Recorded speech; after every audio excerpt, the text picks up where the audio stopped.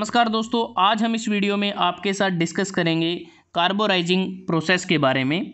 Carburising process एक surface heat treatment process का type है जिसे हम सिमेनेटाइजेशन के नाम से भी जानते हैं।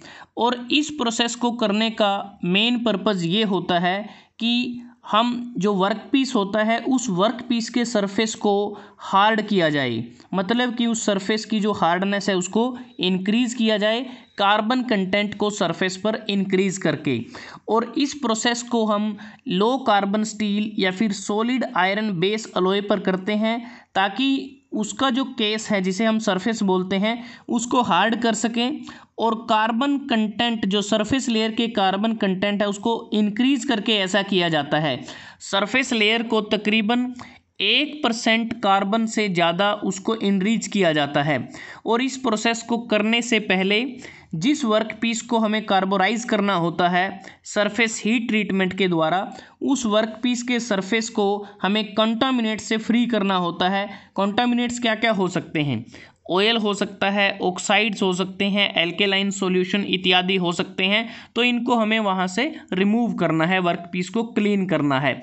और इस प्रोसेस को करने के लिए हम जैसे कि लो कार्बन स्टील अगर हमने लिया है तो उसको 870 डिग्री सेल्सियस से 925 डिग्री सेल्सियस तक उसको हीट किया जाता है, गर्म किया जाता है, क्योंकि ये वो टेम्परेचर रेंज होती है जहाँ पर हम मैक्सिमम कार्बन को ऑस्टेनाइट में डिसॉल्व कर सकते हैं। और इस प्रोसेस को करने के लिए हमें क्या क्या अरेंजमेंट करनी होती है? जब हमने वर्क पीस को गर्म किया इस पर्टिकुलर टेम्परेचर रेंज पर, तो हमें एक ऐसा एनवायरनमेंट चाहिए जहां कार्बन बीरिंग मटेरियल हो, उसकी मौजूदगी हमें चाहिए। वो चारकोल हो सकता है या कार्बन मोनोऑक्साइड, या फिर एक ऐसा एटमॉस्फेयर जिसमें कार्बन मोनोऑक्साइड हो, या फिर हम उसको कांटेक्ट में लेके आ सकते हैं वर्क पीस को, वो गैसियस, सॉलिड या लिक्विड कार्बन कंटेनिंग सब्सटेंसेस हों। और इस प्रोसेस को तकरीबन कुछ घंटों तक किया जाता है। और ऐसा करने से जो हमें हाई कार्बन स्टील सरफेस मिलता है उसको हार्ड करते हैं क्विंचिंग के द्वारा, मतलब उसकी रैपिड कूलिंग की जाती है A1 टेम्परेचर से अबव। A1 टेम्परेचर क्या होता है?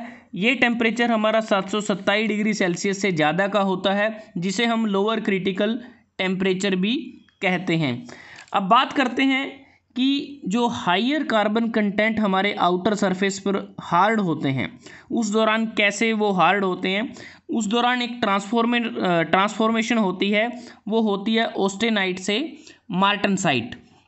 क्योंकि हमारा मेन पर्पज़ ही यही है कि हमें मार्टनसाइट की हार्ड लेयर चाहिए सरफेस, जो वर्कपीस का सरफेस है वहाँ पर हीट ट्रीटमेंट के बाद। लेकिन जो वर्कपीस का कोर होता है वो सॉफ्ट रहता है और वो टफ रहता है। उसके बाद जो कार्बोराइजिंग प्रोसेस की जाती है, इसके लिए जो हार्डनिंग एजेंट होते हैं वो कार्बन मोनोऑक्साइड होता है, सोडियम साइनाइड होता है, बेरियम कार्बोनेट, हार्डवुड, चारकोल इत्यादि रहते हैं। और इस प्रोसेस को करने के बाद एक वर्क पीस की क्या क्या करैक्टरिस्टिक्स हो सकती हैं? वर्क पीस का जो कोर डेप्थ है वो तकरीबन 0.25 इंच तक रहता है, क्योंकि जो वर्क पीस का कोर है वो अपनी टफनेस और डक्टिलिटी को रिटेन रखता है, लेकिन वो प्रोड्यूस करता है केस हार्डनेस या सरफेस हार्डनेस जिसकी डेप्थ 0.25 इंच तक हो सकती है। जो हार्डनेस होती है वर्कपीस की सरफेस हीट ट्रीटमेंट के बाद वो RC65 होती है। और जो कार्बोराइजिंग है, कार्बोराइजिंग बेसिकली जो चेंज आते हैं डायमेंशंस में उसको नेग्लिजिबल होते हैं, काफ़ी नेग्लिजिबल चेंजेस आते हैं वर्कपीस की डायमेंशन में, लेकिन हीट ट्रीटमेंट के दौरान डिस्टोर्शन आ जाता है। तो ये कुछ करैक्टरिस्टिक्स हैं कार्बोराइजिंग प्रोसेस की। उसके बाद हम बात करते हैं कि ये जो प्रोसेस होती है कार्बोराइजिंग प्रोसेस, ये कितने टाइप की होती है। कार्बोराइजिंग जो प्रोसेस है वो डिपेंड करती है कि हमारा कार्बोराइजिंग मीडियम क्या होता है। उस मीडियम के आधार पर ये 3 प्रकार की होती है: pack carburising, gas carburising, liquid carburising. जो पैक कार्बोराइजिंग प्रोसेस होती है इसमें सॉलिड कार्बोराइजिंग मीडियम होता है, जैसे कोक हो सकता है या हार्डवुड चारकोल हो सकता है। जो गैस कार्बोराइजिंग है इसमें हाइड्रोकार्बन गैसेज होती हैं, जैसे प्रोपेन है या फिर नेचुरल गैसेज हो सकती हैं, जो कार्बोराइजिंग मीडियम है।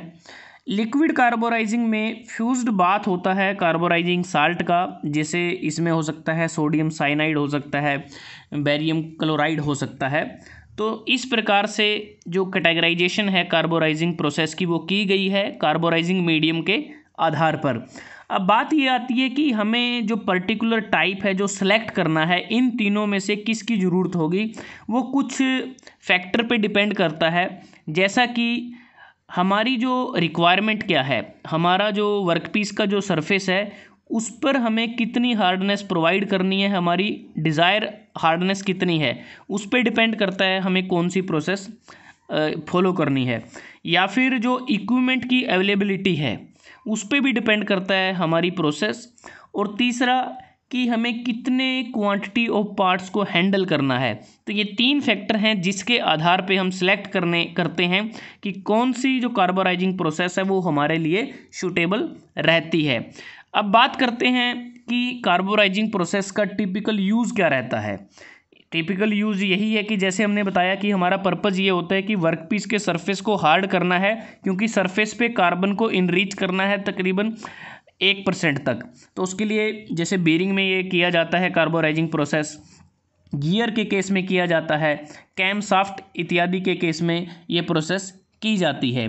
तो दोस्तों आज हमने इस वीडियो में आपके साथ डिस्कस किया कि कार्बोराइजिंग प्रोसेस होती क्या है, कि इसका पर्पज़ क्या रहता है, इसको कैसे किया जाता है, ये कितने टाइप की होती है, और इसके जो टाइप हैं हमारी नेक्स्ट वीडियो में 1 बाय 1 हम डिटेल में डिस्कस करेंगे।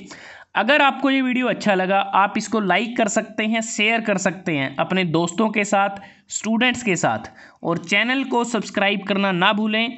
जल्दी हाजिर होते हैं एक नए वीडियो के साथ, तब तक के लिए धन्यवाद। आपका दिन शुभ रहे।